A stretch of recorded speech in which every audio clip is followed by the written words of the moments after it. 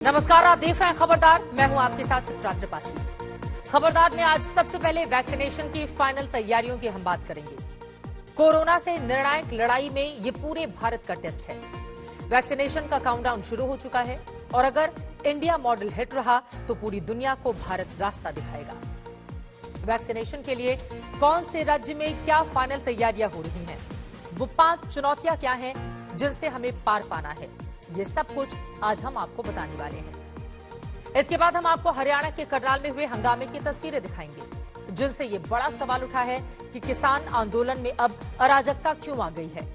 ये कौन से लोग हैं जो किसान आंदोलन का नाम लेकर इस तरह से बवाल कर रहे हैं, जिसमें मुख्यमंत्री के मंच को तोड़ दिया गया, हेलीपैड को तहस नहस कर दिया गया और मुख्यमंत्री को अपना दौरा रद्द करना पड़ा। लेकिन इस बवाल पर किसान संगठनों की क्या है दलील, ये भी आपको सुनाएंगे। इसके बाद हम आपको दिखाने वाले हैं एक एक्सक्लूसिव रिपोर्ट, जिसमें लद्दाख में एलएसी पर भीषण ठंड के बीच सेना को ताकत देने वाली अच्छी खबर है। इस मोर्चे पर भारतीय सेना एक साथ 2 दुश्मनों से मुकाबला कर रही है। ये तमाम खबरें रखेंगे आपके सामने, लेकिन सबसे पहले बात वैक्सीन की। 5 दिन के बाद देश में वैक्सीनेशन की शुरुआत होने जा रही है। आपको भी इंतजार होगा, पूरी दुनिया की भी नजर है।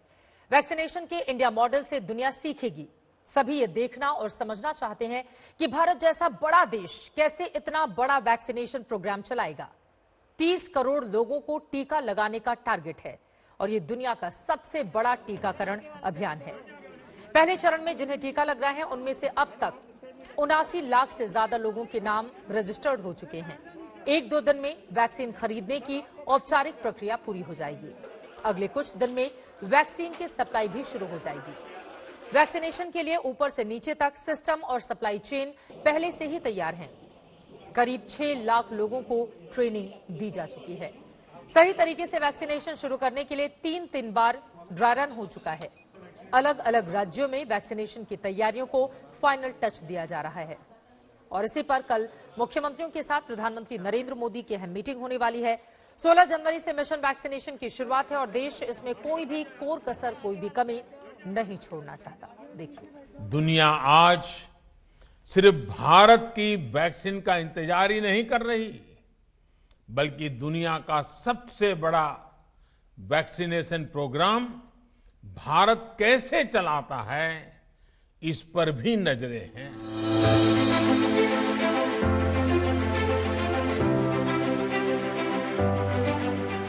दुनिया देखेगी और दंग रह जाएगी। इतना बड़ा संकल्प किसी ने नहीं किया, ना ऐसा साहस दिखाया, ना इस तरह की बड़ी तैयारी की, ना इस तरह से तुरंत फैसले लिए। 2 वैक्सीन को एक साथ मंजूरी दी गई।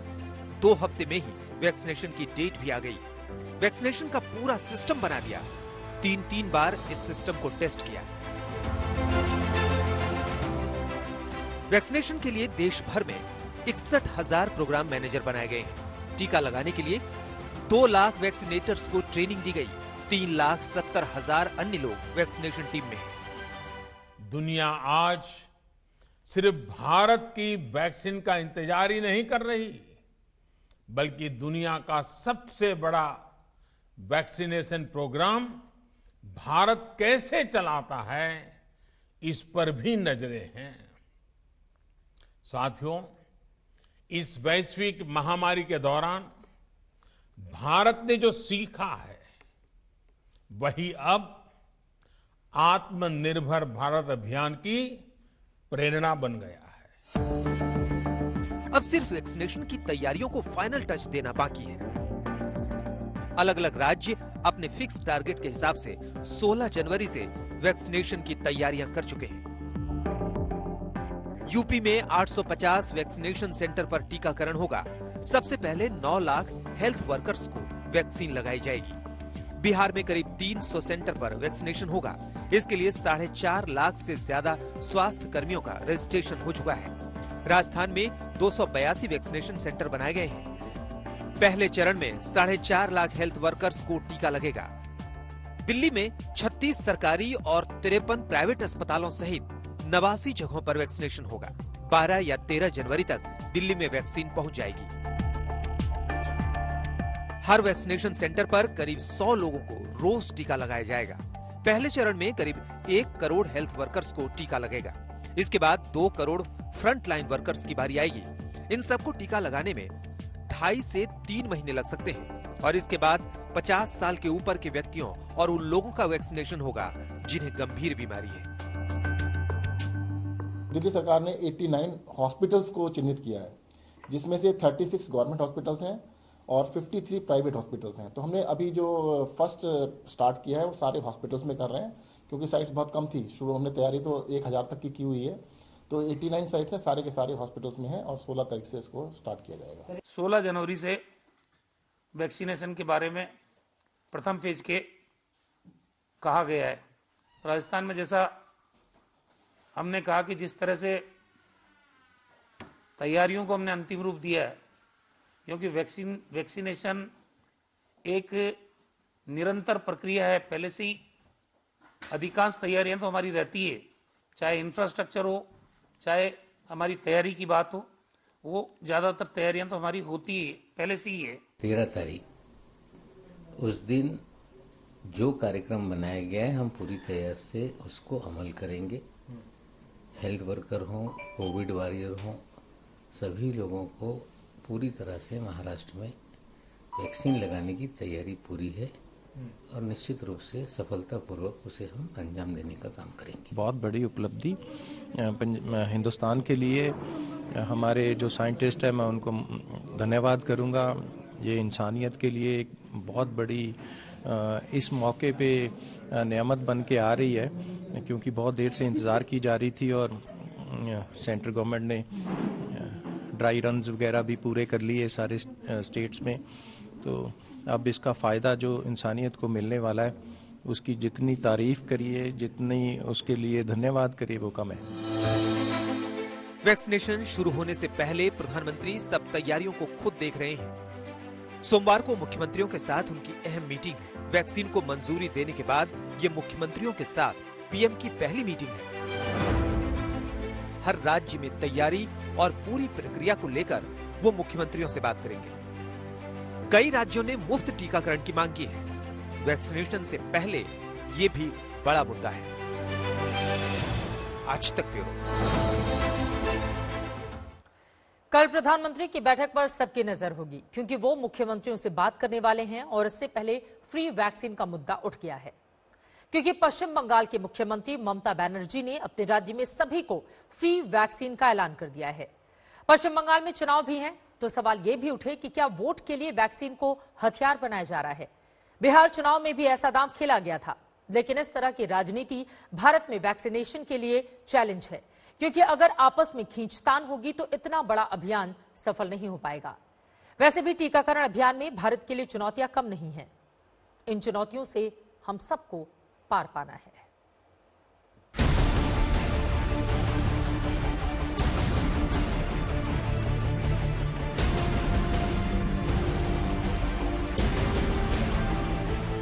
देश ने जितना बड़ा वैक्सीनेशन प्रोग्राम बनाया है, उतनी ही बड़ी चुनौतियां भी हैं, क्योंकि 30 करोड़ लोगों को जुलाई तक टीका लगाना ये मामूली बात नहीं है। बड़ी चुनौती वैक्सीन की सप्लाई है।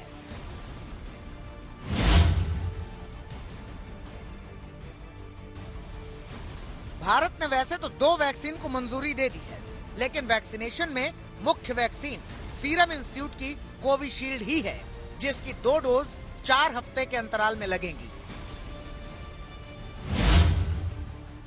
यानी पहले चरण में वैक्सीन की 60 करोड़ डोज की जरूरत होगी। सीरम के पास अभी 5 से 7 करोड़ डोज का स्टॉक है और जुलाई तक वो 50 करोड़ डोज और बनाएगा। इसमें दूसरे देशों को भी सप्लाई करने का कमिटमेंट है। जब वैक्सीन की कमी पड़ने की आशंका से ब्रिटेन जैसे देश में 2 डोज की जगह पर ज्यादा से ज्यादा लोगों को वैक्सीन की 1 डोज दी जा रही है, तब भारत जैसे बड़े देश के लिए तो चुनौतियां और बड़ी होंगी।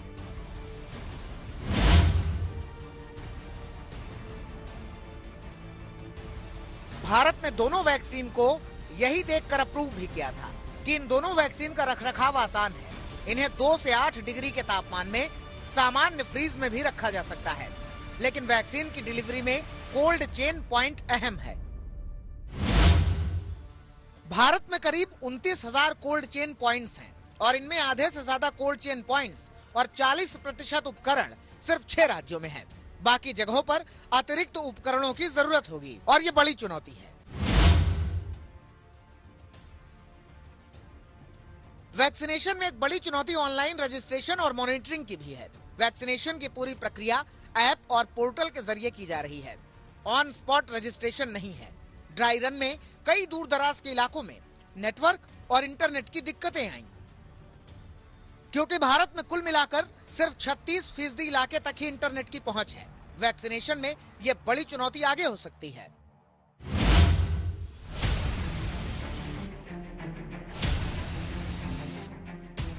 वैसे तो वैक्सीन पर भारत में इस तरह की कोई बड़ी हिचक कभी नहीं रही। पहले भी भारत ने सफल टीकाकरण अभियान किए हैं, लेकिन कोरोना वैक्सीन पर जिस तरह की अफवाहें फैल गईं और जिस तरह से इसके प्रभाव पर सवाल उठाए गए, जिस तरह से इससे डर दिखाया गया, इन सब का असर वैक्सीनेशन प्रोग्राम पर न पड़े तो ही अच्छा है।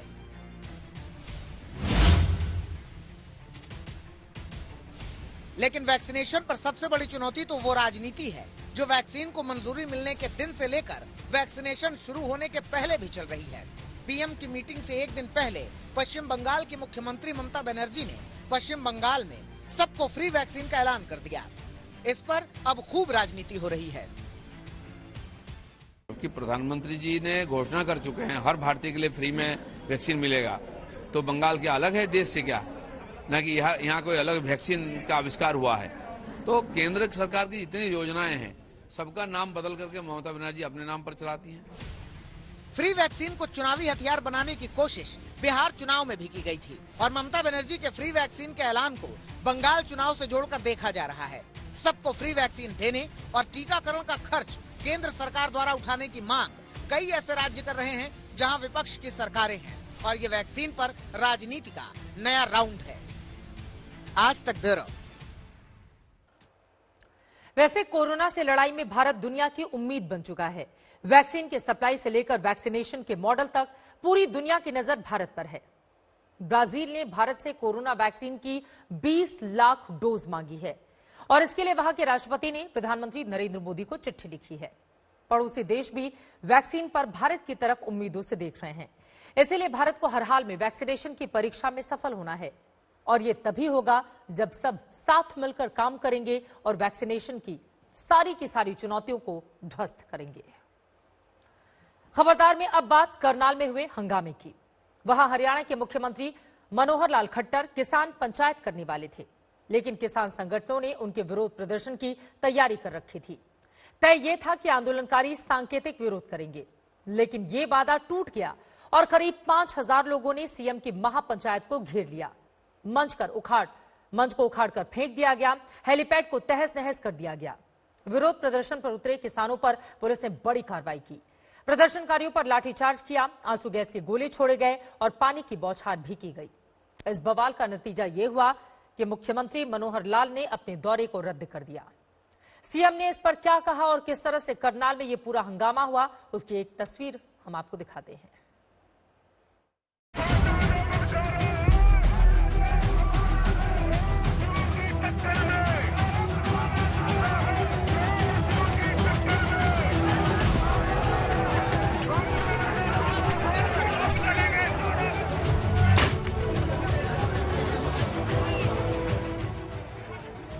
एक तरफ किसान, दूसरी तरफ हरियाणा पुलिस। तस्वीर देखिए, किसी जंग के मैदान की तरह है।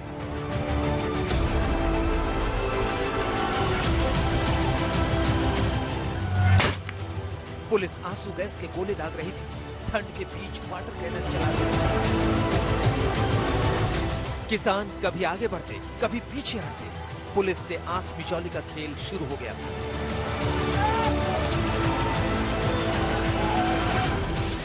करनाल के कैमला गांव को किसानों ने घेर लिया।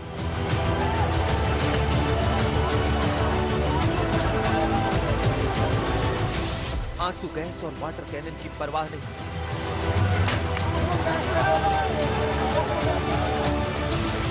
सीएम के हेलीपैड को उखाड़ फेंका गया।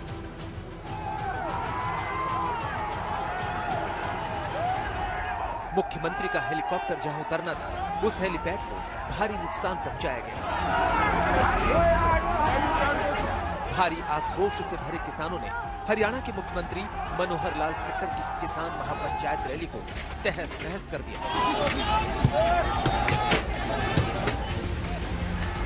जिस मंच पर मुख्यमंत्री को आना था, उसकी कुर्सियां उछाल दी गई, बांस बल्लों को उखाड़ फेंका गया, मंच पर किसानों का कब्जा हो गया। किसानों की इस बवाल और प्रशासन की नाकामी का अंदाजा तब होगा जब रैली की तैयारी और बर्बादी की तस्वीर की तुलना करें। मुख्यमंत्री के सजे हुए मंच को देखिए, भारी पुलिस बल की तैनाती देखिए और फिर उस तस्वीर पर नजर डालिए जो किसानों के आक्रोश का सबूत है। पुलिस की पूरी नाकेबंदी की हवा निकल गई। भारी पुलिस बल की तैनाती के बावजूद किसानों को नहीं रोका जा सका। करनाल की घटना न केवल भारतीय जनता पार्टी के नेताओं बल्कि भाजपा शासित केंद्र सरकार के लिए भी आंखें खोल देने वाली है। जिस तरह से इन कुर्सियों पर भारतीय जनता पार्टी के नेताओं के नाम लिखे गए थे और बाद में प्रदर्शनकारियों ने इन कुर्सियों का और भारतीय जनता पार्टी सरकार का मंच का ये हाल किया, उससे साफ है कि किसानों को केंद्र के 3 नए कृषि कानूनों में संशोधन मंजूर नहीं है। उनको सिर्फ कानून रद्द करवाने हैं और वो इसी पर अड़े हुए हैं। किसानों ने काले झंडे दिखाए और सीएम और पीएम के खिलाफ नारेबाजी की। सवाल पूछे कि जब दिल्ली में सरकार से किसानों की वार्ता चल रही है तो मुख्यमंत्री की किसानों से महापंचायत क्यों हो? किसानों ने साफ कर दिया कि वार्ता के बीच किसी भी कीमत पर हरियाणा के मुख्यमंत्री की महापंचायत नहीं होने देंगे। पूरे हरियाणा प्रदेश में ये आह्वान किया गया है, कोई भी बीजेपी का मंत्री या मुख्यमंत्री या विधायकों का कोई प्रोग्राम है जिसमें वो किसानों की बात करने आ रहे हैं और काले कानूनों को ये कहने आ रहे हैं भी ये अच्छे हैं, उसका हम हर स्तर पर विरोध करेंगे। कहीं भी हरियाणा में बीजेपी की किसान चौपाल या किसान महापंचायत नहीं होने देंगे। नतीजा, मुख्यमंत्री मनोहर लाल खट्टर ने अपना कार्यक्रम रद्द कर दिया और आरोप लगाए कि किसानों तक सरकार की कृषि नीति न पहुंचने देने के लिए कुछ लोगों ने गुंडागर्दी और हुड़दंग का रास्ता अपनाया है। इस आंदोलन के पीछे अगर हाथ है तो मैं समझता हूं कांग्रेस पार्टी का बड़ा हाथ है, कम्युनिस्टों का बड़ा हाथ है।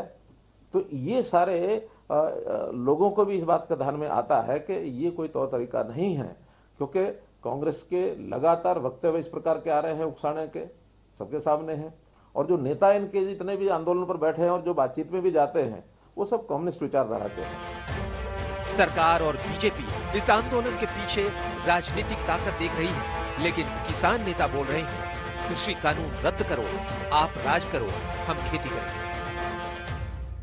हम तो ये कहें कि आप अपना राज करो, हमें ना इलेक्शन लड़ना और ना किसानों की पॉलिटिकल पार्टी से कोई लाभ और हानि होगा। किसानों की जीत होगी आंदोलन करने से। आप हमारे जो 3 बिल है ये वापसी ले लो, एमएसपी पे कानून बना दो, आप अपना राज करो, किसान अपना खेती करे, हमारी आपकी कहीं की लड़ाई भाई। राजनीतिक ताकत का इशारा कांग्रेस की तरफ था तो कांग्रेस ने भी राजनीतिक जवाब ही दिया।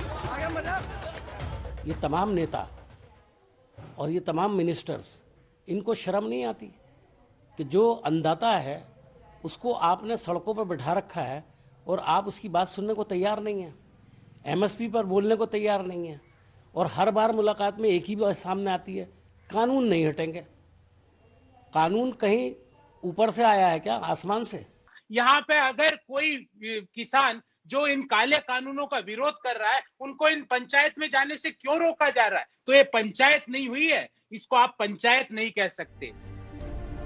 राजनीतिक बयानबाजी के बीच सच्चाई ये है कि दिल्ली के बॉर्डर पर हजारों किसान बैठे हैं। 8 दौर की सरकार से उनकी बातचीत बेनतीजा रही है और अब तक कोई हल नहीं दिख रहा। सवाल उठता है कि ये गतिरोध क्यों नहीं टूट रहा है?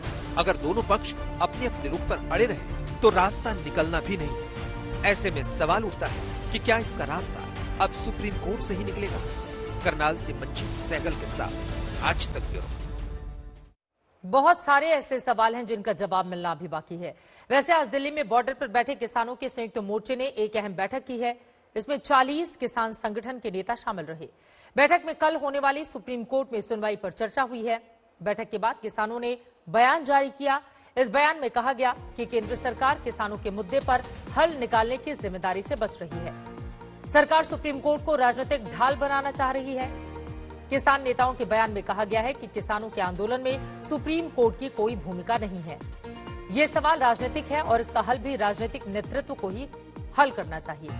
कल यानी कि 11 जनवरी को सुप्रीम कोर्ट में कृषि कानूनों को रद्द करने पर अर्जी पर सुनवाई होनी है, लेकिन किसान नेता इसका निपटारा कोर्ट से बाहर सरकार के स्तर पर कराना चाहते हैं। इसके अलावा आज की बैठक में किसानों ने आंदोलन को तेज करने पर भी विचार किया है। पंजाब में बीजेपी नेताओं का विरोध तेज होगा। किसान 13 जनवरी को देश भर में किसान संकल्प दिवस मनाएंगे। लोहड़ी के मौके पर किसान तीनों कानूनों की प्रतियां जलाएंगे। 15 जनवरी को किसान और सरकार के बीच अगले दौर की बैठक होगी। नहीं पिघली है। भारतीय सेना के लिए लद्दाख सियाचिन जैसा मोर्चा बन गया है। चीन से मुकाबला करने के लिए भारतीय सेना पूरी तरह तैयार है। सेना चीन और -20 से -40 डिग्री की ठंड दोनों से ही मुकाबला कर रही है। यही कारण है कि सैनिकों को LAC पर हाई एल्टीट्यूड और सुपर हाई एल्टीट्यूड में रहने के लिए सेना की हैबिटेट फैसिलिटी तो पहले ही पहुंच गई। अब DRDO के defence institute of physiology and allied sciences के वैज्ञानिकों ने भी कुछ ऐसे उपकरण तैयार किए हैं जो जमा देने वाली भीषण ठंड में लाइफलाइन से कम नहीं है। ये रिपोर्ट देखिए।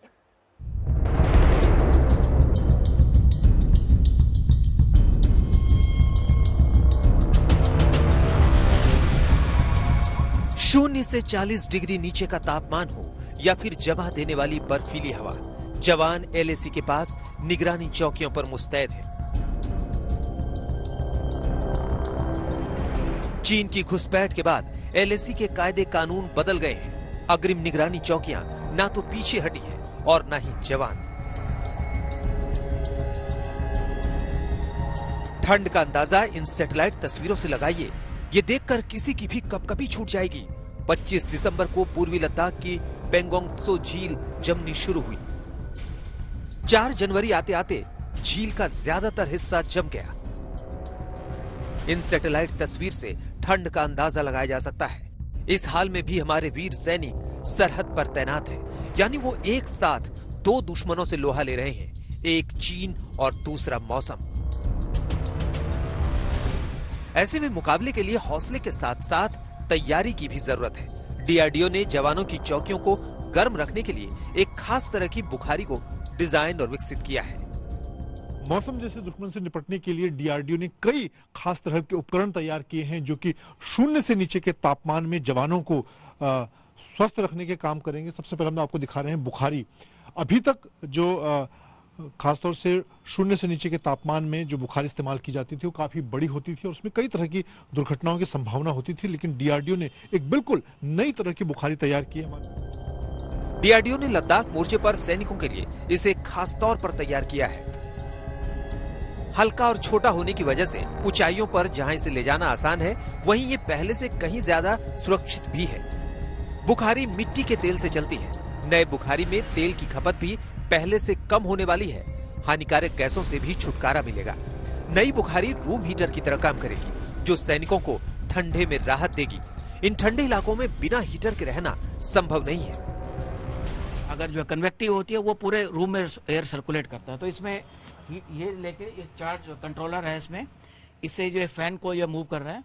फैन मूव करने से जो है पूरे रूम में जो है आपका ये एयर सर्कुलेट। पुरानी बुखारी के मुकाबले में देखें जो इस्तेमाल कर रही है भी, क्या बड़ा इसमें अंतर है? उसमें वो रेडिएटिव थी खाली, तो वो पूरा रूम को हीटिंग नहीं करती थी, बट ये पूरा रूम को हीट कर रहा है, ब्लास्ट नहीं हो रहा है इसमें।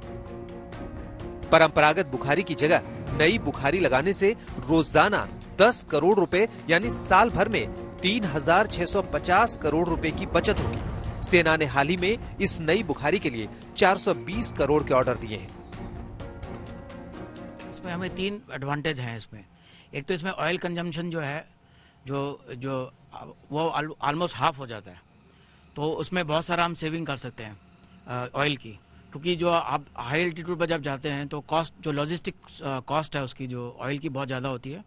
दूसरी इसमें जो बेस्ट है कि इसमें आपका कोई भी नॉक्सियस गैस जो कार्बन मोनोऑक्साइड जिससे जो बहुत सारी कैजुअलिटी होती थी वो नहीं होती आज की डेट में। चुमार डैम चौक पर LAC का वो इलाका जहां सर्दियों में 40 फीट तक बर्फ जम जाती है और तापमान -40 डिग्री तक चला जाता है। हड्डियां जमा देने वाली ठंड से मुकाबला करने के लिए भारतीय सेना के लिए एक खास क्रीम भी तैयार की है। एलोकल नाम की ये क्रीम फ्रोस्ट बाइट और कोल्ड इंजरी से बचाने का काम करेगी। ये क्रीम है तो ये नॉर्दर्न कमांड हर साल इसको 3.5 लाख जार खासतौर से जो जवान इस वक्त हमारे लद्दाख से लेकर अरुणाचल सरहद पर शून्य से कई डिग्री तापमान में और खासतौर से 12,000 से लेकर 18,000 और 20,000 फीट की ऊंचाई पर बर्फीले मौसम में तैनात हैं, उनके लिए खास तौर की क्रीम जो उनके फ्रॉस्ट बाइट यानी कि जो कोल्ड इंजरी सर्दियों से होने वाली जो बीमारियां हैं उससे बचाने का काम करेगी। पूर्वी लद्दाख में LAC पर इस बार सर्दियों में 50,000 भारतीय सैनिक तैनात हैं। जवानों के लिए हालात आसान करने के लिए उनके रहने की सुविधाओं को अपग्रेड किया गया है। इतनी ठंड में पीने का पानी रखना और खासकर जमने से बचाना एक बड़ी चुनौती है। लिहाजा DRDO ने बर्फ से पानी पिघलाने के लिए सोलर स्नो मेल्टर तैयार किया है। ये सोलर स्नो मेल्टर 1 घंटे में बर्फ से 5 लीटर पानी बना सकता है। हाई एल्टीट्यूड के अंदर पानी की काफ़ी ज़्यादा प्रॉब्लम होती है क्योंकि सभी जगह स्नो होती है, तो स्नो को हम केरोसिन बर्नर पर मेल्ट करके और फिर ड्रिंकिंग के लिए और अदर पर्पस के लिए यूज़ करते हैं।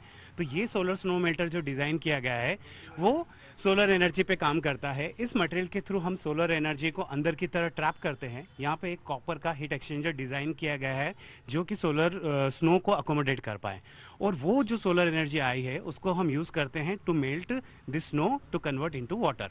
फिर वो जो पानी है वो नीचे 5 लीटर का एक टैंक बना हुआ है जो कि 5 लीटर के टैंक में स्टोर हो जाता है, और यहाँ पे एक टैप लगा हुआ है जिससे हम उस पानी का इस्तेमाल कर सकते हैं पीने के लिए। -20 से -40 डिग्री की हड्डियां तक जमा देने वाली ठंड में भारतीय सैनिकों का हौसला और शरीर गर्म रखने के लिए LAC पर ये स्मार्ट कैंप बनकर तैयार है, जिनमें 14,000 फीट की ऊंचाई पर बिजली पानी जैसी आधारभूत सुविधाएं तो हैं ही, अब जवानों को एक खास तरह की पानी का बोतल भी मिल सकता है। ये बोतल 0 से नीचे के तापमान में पानी को जमने से बचाता है। ये डिपास ने एक जो है इकोनॉमिकली डिजाइन फ्लेक्सिबल वाटर बोतल बनाई है। ये BPA फ्री है, फूड ग्रेड मटेरियल है इसमें, और मेडिकल ग्रेड मटेरियल है, फ्लेक्सिबल है। इसका जो टेम्परेचर है इसमें आप -50 से 100 डिग्री तक जा सकते हैं टेम्परेचर। तो ये कहीं भी आप इसको यूज़ कर सकते हैं, इस्तेमाल कर सकते हैं। दूसरा इसमें एडवांटेज है, इसमें डिटेचेबल वाटर फिल्टर है, दो लेयर वाटर फिल्टर है। इसको आप पानी कहीं भी भर के आराम से इसको आप यहाँ से करके उसको you can drink water like this. Ladakh में LAC पर इस बार मौसम चाहे कितना भी सर्द हो, लेकिन माहौल में गर्मी कम होने की संभावना थोड़ी कम ही दिख रही है। ऐसे में जरूरी है कि भारतीय सेना की तैयारी पूरी हो, ठंड और चीन दोनों दुश्मनों से निपटने में कोई कमी ना रहे। मंजीत नेगी, दिल्ली आज तक। दिल्ली में बर्ड फ्लू की दहशत फैल रही है। दिल्ली में लगातार हो रही पक्षियों की मौत से हड़कंप मचा हुआ है। केजरीवाल सरकार ने मुस्तैदी दिखाते हुए कई फैसले ले लिए, मगर पोल्ट्री फार्म में सन्नाटा पसरा हुआ है। लोग अंडा और चिकन खाने से बच रहे हैं।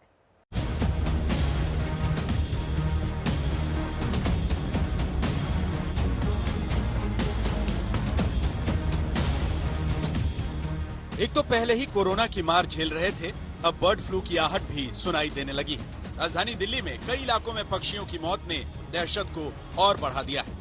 दिल्ली के मयूर विहार के एक पार्क में 17 कौवों की मौत, दिल्ली के द्वारका में DDA पार्क में 2 कौवों की मौत, दिल्ली के संजय झील में 10 बतखों की मौत से हड़कंप मच गया। सवाल उठने लगे कि इन पक्षियों की मौत क्यों हो रही, क्या इसे दिल्ली में बर्ड फ्लू की दस्तक माना जाए? सरकार जवाब तलाश ही रही थी कि एहतियात के तौर पर गाजीपुर मुर्गा मंडी को 10 दिन के लिए बंद कर दिया गया। दिल्ली के अंदर लाइव बर्ड्स के इंपोर्ट पे आज से कंप्लीट बैन लगाया जा रहा है। बाहर से कोई भी लाइव बर्ड्स इंपोर्ट नहीं अलाउ किए जाएंगे। और दूसरा, गाजीपुर पोल्ट्री मार्केट जो है दिल्ली की, उसको 10 दिन के लिए बंद किया जा रहा है। दिल्ली का आकाश बर्ड फ्लू की दहशत से भर गया है। हालांकि अभी दिल्ली में बर्ड फ्लू की पुष्टि तो नहीं हुई, मगर दिल्ली के अलग अलग इलाकों में लगातार मरते हुए पक्षी चिंता बढ़ा रहे हैं। रैपिड रिस्पांस टीम ने मरे हुए पक्षियों के सैंपल लिए हैं। अभी तक जैसा मैंने बताया 104 सैंपल उठाए गए हैं और उनको हमने जालंधर भेजा है। टेस्टिंग के लिए उनके रिजल्ट्स आने के बाद जो भी उचित कदम, ठोस कदम जो भी उठाने की अगर ज़रूरत पड़ेगी वो दिल्ली सरकार उठाएगी। एक 24 घंटे की हेल्पलाइन भी हम लोगों ने जारी की है। दिल्ली में पार्कों की साफ सफाई हो रही है। लोगों को कहा गया है कि कहीं मरे पक्षी दिखे तो पास न जाएं। फौरन प्रशासन को इत्तला करें। हेल्पलाइन नंबर 23890318 जारी कर दिया गया है। जिंदा पक्षियों की आयात पर फिलहाल रोक लगा दी गई है। दिल्ली के हर जिले में निगरानी के लिए सर्वेलेंस टीम बना दी गई है। पोल्ट्री मार्केट की निगरानी की जा रही है। इस वक्त मैं पूर्वी दिल्ली के संजय झील इलाके में मौजूद हूं और यहाँ ये जो संजय झील है काफी बड़ी झील है। यहाँ पर आप तमाम बत्तख देख पा रहे हैं। अभी जो खबर मिली है उसके मुताबिक तकरीबन 10 बत्तखों की आज मौत हो गई है। इस खबर के बाद सनसनी फैल गई। दिल्ली सरकार की डॉक्टरों की एक टीम यहाँ पर पहुंची और बाकायदा जो मृत बत्तख थे उनके जो सैंपल हैं वो कलेक्ट करके जो डॉक्टरों की टीम है वो लेकर गई है। यहाँ मैं आपको बता दूं कि मयूर विहार इलाके में इसी तरीके से कौवों की मौत की खबर आई थी। उसके अलावा हस्तसाल इलाका है, वहां से भी कौवों की मौत की खबर आई थी। दिल्ली में अभी तक बर्ड फ्लू की पुष्टि नहीं हुई है, लेकिन दहशत दिखने लगी है। लोगों ने चिकन खाना बंद कर दिया है या बंद करने की सोच रहे हैं। मुर्गा मंडियों में सन्नाटा पसरा है।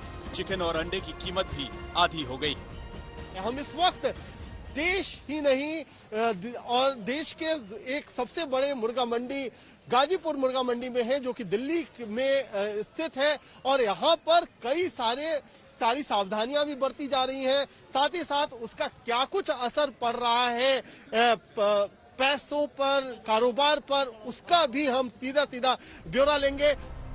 राजस्थान, मध्य प्रदेश, हरियाणा, केरल, गुजरात और हिमाचल प्रदेश में बर्ड फ्लू के मामलों की पुष्टि हो चुकी है। अच्छी बात यह है कि बर्ड फ्लू से अब तक इंसानों में संक्रमण के मामले नहीं आए, लेकिन इससे लापरवाही की जरूरत नहीं है, क्योंकि बीमार होने से अच्छा है पूरी एहतियात बरती जाए। अरविंदो झा और पंकज जैन के साथ कुमार कुणाल, दिल्ली आज तक।